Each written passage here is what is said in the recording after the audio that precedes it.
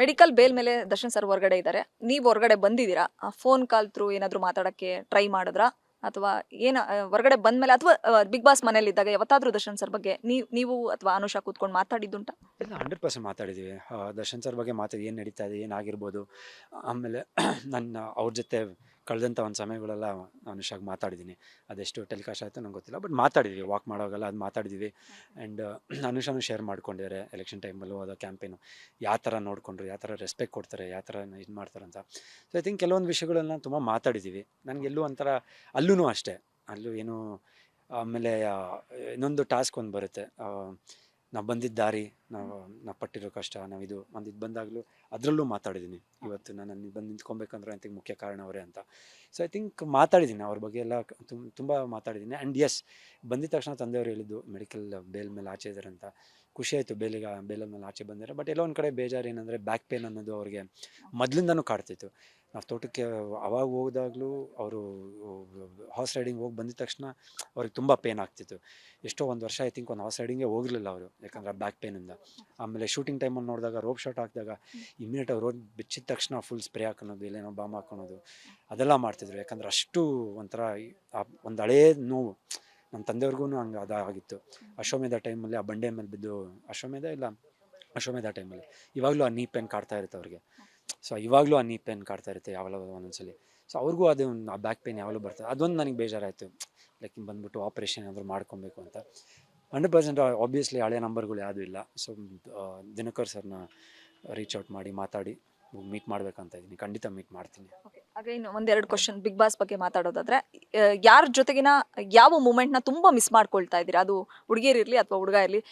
ತ್ರಿವಿಕ್ರಮ್ ಅಂತೂ ಹೇಳ್ತಿದ್ರು ಫ್ಯಾನ್ ಬಾಯ್ ಮೂಮೆಂಟ್ ಅಂತ ಹೇಳ್ತಿದ್ರು ನಿಮಗೋಸ್ಕರ. ಆ ವರ್ಡ್ ಕೇಳಿದಾಗ ಎಷ್ಟು ಖುಷಿ ಆಗುತ್ತೆ ಸರ್? ನಾನು VT ನೋಡಿದಾಗ ಆ್ಯಕ್ಚುಲಿ ತುಂಬ ಎಮೋಷ್ನಲ್ ಆಗ್ಬಿಟ್ಟೆ.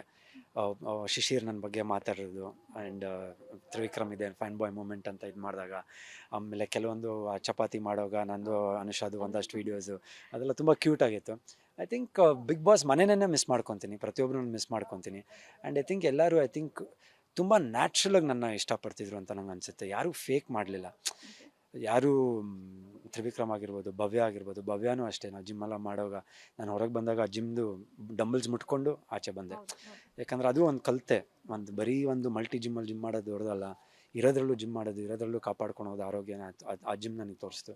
ಆ್ಯಂಡ್ ಎಲ್ಲೋ ಅದು ಒಂದು ಕಡೆ ರಾಕಿ ಅಂತ ರಾಕಿ ಬ್ಯಾಲ್ಬೋವಾ ಥರ ನಾನೆಲ್ಲ ಮಾತಾಡ್ತಿದ್ದೆ. ಸೊ ಅದನ್ನು ನಾನು ಹೊರಡುವಾಗೆ ರಾಕಿ ಅಲ್ಲಿ ಮಿಸ್ ರಾಕಿ ಅಂತ ಭವ್ಯ ಅವರು. ಆಮೇಲೆ ಇದು ಭವ್ಯ ಅವರು ಪಾಪ ನನಗೊಂದಿನ ಇಷ್ಟ ಆಯಿತು ಅಂತ ತೊಗೊಂಡು ಹಾಕ್ಕೊಂಡಿದ್ದೆ, ಅವರೇ ನನಗೆ ಇದು ಕೊಟ್ಟಿದ್ದು.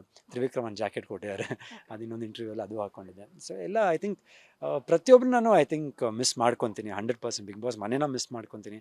ಆ್ಯಂಡ್ ಐ ಥಿಂಕ್ ನನಗೆ ಯಾರ ಜೊತೆನೂ ತುಂಬ ಇದಾಗಿರಲಿಲ್ಲ, ಬೇಸರ ಇಲ್ಲ, ತುಂಬ ದೂರ ಅನಿಸಿರಲಿಲ್ಲ.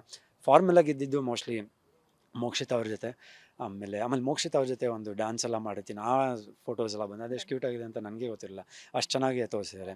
ಆ್ಯಂಡ್ ಫಾರ್ಮುಲಂಗ್ ಅಂತ ಐ ಥಿಂಕ್ ತುಂಬ ಕಮ್ಮಿ ಮಾತಾಡೋದು ಇವ್ರ ಜೊತೆ, ಗೌತಮಿ ಅವ್ರ ಜೊತೆ. ನಾನು ಜಾಸ್ತಿ ಟೈಮ್ ಸ್ಪೆಂಡೇ ಮಾಡಿಲ್ಲ, ಮಾತುಕತೆನೂ ತುಂಬ ಇದಿಲ್ಲ. ಅದನ್ನು ಬಿಟ್ಟರೆ ಐ ಥಿಂಕ್ ಎಲ್ಲರ ಜೊತೆನೂ ಐ ಥಿಂಕ್ ಒಂದು ಅದ್ಭುತವಾದ ಒಂದು ರಿಲೇಷನ್ಶಿಪ್ ಇತ್ತು. ಪ್ರತಿಯೊಬ್ಬರ ಜೊತೆನೂ I think I use to enjoy. And ಒಬ್ರಿಗೊಬ್ರಿಗೆ ಇದ್ವಿ. ಯಾರಾದರೂ ಒಬ್ಬರು ಡೌನ್ ಆದ್ರೂ, ಶಿಶಿರ್ನು ಎಷ್ಟೊಂದು ಸಲ ಹಿಂಗಾದಾಗ ನಾನು ಇದು ಮಾಡಿದ್ದೀನಿ. ನಾನಿದ್ದಾಗ ಶಿಶಿರ್ ಬಂದು ತಪ್ಕೊಂಡು ಇದು ಮಾಡಿದೆ. ತ್ರಿವಿಕ್ರಮ್ ಅಂತೂ ಲಿಟ್ರಲಿ ಲೈಕ್ ನಾವು ಕ್ರಿಕೆಟ್ ಆಡೋವಾಗ ಒಂದು ಆಪೋಸಿಟ್ ಟೀಮಲ್ಲಿದ್ವಿ, ಸುಮ್ಮನೆ ಬ್ರೋ ಅಂತ ಹಾಯ್ ಬ್ರೋ ಇಷ್ಟೇ ಇದ್ದಿದ್ದು. ಬಟ್ ಅಲ್ಲೂ ಹೋಗಾಗ ಬಾಯಿ ತುಂಬ ಧರ್ಮಣ ಅಂತ, ಯಾರು ಸೇವೆ ಹೋಗ್ಬೇಕಂದ್ರೆ ಧರ್ಮಣ ಸುಮಾರು ಸತಿ ಅದು. ಆಮೇಲೆ ನನಗೆ ಭಯ ಅಂತ, ಭಯ ಅಂತ. ಸೊ ಅದು ಅವರೆಲ್ಲ ಮನ್ಸಾರೆ ಬಂದಿರೋದೊಂದು ಇದು ನನ್ನಿಂದ ಇದು. ಸೊ ಐ ಥಿಂಕ್ ಒಂದು ಲವ್ಲಿ ಇದು ಬಾಂಡಿಂಗ್ ಇತ್ತು ಪ್ರತಿಯೊಬ್ಬರ ಜೊತೆನೂ. ಗ್ಯಾರಂಟಿ ನ್ಯೂಸ್, ಸುದ್ದಿ ಖಚಿತ, ನ್ಯಾಯ ನಿಶ್ಚಿತ.